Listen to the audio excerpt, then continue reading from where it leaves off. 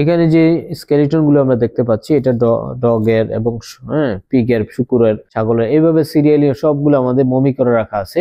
এবং যে স্কেলিটন গুলো আমরা সিরিয়ালি দেখতে পাবেন যে আস্তে আস্তে, যেমন এটা হলো গোটের, তারপরে এটা হচ্ছে ভেড়া, আর এটা হচ্ছে হরিণ। ভেড়া হরিণ কিছুটা দেখতে কাছাকাছি মনে হয়। তারপরে হচ্ছে টাইগার, তারপরে এটা হচ্ছে লায়ন, আর একটু বড় টাইপ। তারপর এটা আমাদের যেটা ষাঁড় বলি আর কি আমরা। এখানে যে স্কেলিটনটা দেখা যাচ্ছে সেটা হচ্ছে ক্রোকোডাইল, কুমির আর কি, কুমিরের একটা স্কেলিটন। এইভাবে নিচে উপরে তো আর স্নেক আছে, নিচে এটা বিরাট বড়, এটা অজগর সাপ। এবং এটা তৈরি করতে অনেক পরিশ্রম করতে হয়েছে। প্রতিটা হাড়কে আলাদা আলাদা করে আমরা জোড়া দিছি, প্রায় এখানে 200-র উপরে হাড়। এখানে বিভিন্ন ধরনের স্কেলিটন আছে, যেগুলা ডগ, মাংকি এবং আরো অনেক স্পেসিস আছে।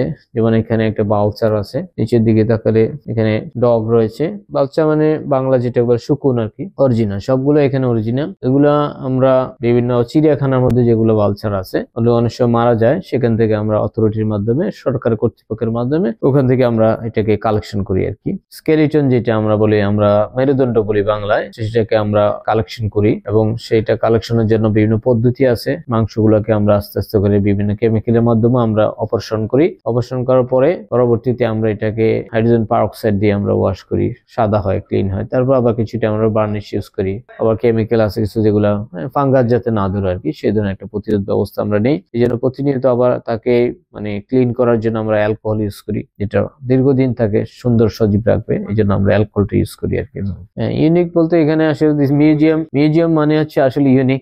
সবগুলো এখানে ইউনিক। এখানে হর্স আছে। নরমালি আমরা হর্স আসলে খুবই কম দেখতে পাই নরমালি, যেহেতু এই হর্স গুলা আগে যুদ্ধের সময় বিভিন্ন সেনাবাহিনীতে ইউজ হয়। আমাদের এই হর্স গুলো মূলত আসলে সেনাবাহিনী, এবং দেখতে বোঝা যাচ্ছে যে তার মাথা দেখে বোঝা যাচ্ছে যে দে আর সো বিগ, অনেকটা বড় ধরনের। স্টাডি করার জন্য মূলত আমরা এখানে নিয়ে আসছি। স্টুডেন্টদের মার্কিং করার জন্য, লেখাপড়ার জন্য ওদের খুব প্রয়োজন হয়। তো এখানে আসলে যে বার্ড গুলো আমাদের আছে, পিজিয়ন থেকে শুরু করে অনেক ধরনের বার্ড এখানে আছে, এগুলা আসলে দেখতে মনে হচ্ছে যে অরিজিনাল, একেবারে মনে হয় যে লাইভ। আসলে এটা মমি করে রাখা হয়েছে। এটার ভিতরে যে আমাদের যে নাড়ি ভুড়ি রয়েছে সেগুলোকে আমরা বের করে ফেলেছি। এখানে দেখা যাচ্ছে যে অনেকগুলো প্রাণী আমাদের মমি করে রাখা আছে। একবার সিরিয়ালি আমাদের ওই মাথা যদি আমরা যেতে পারি, সেই মাথা একেবারে সুন্দর করে সাজানো আছে। এখান থেকে এটা আমরা কাঠবিড়ালি আছে, তারপর বেজি আছে, টিকটিকি আছে, বড় ধরনের লিজার্ড।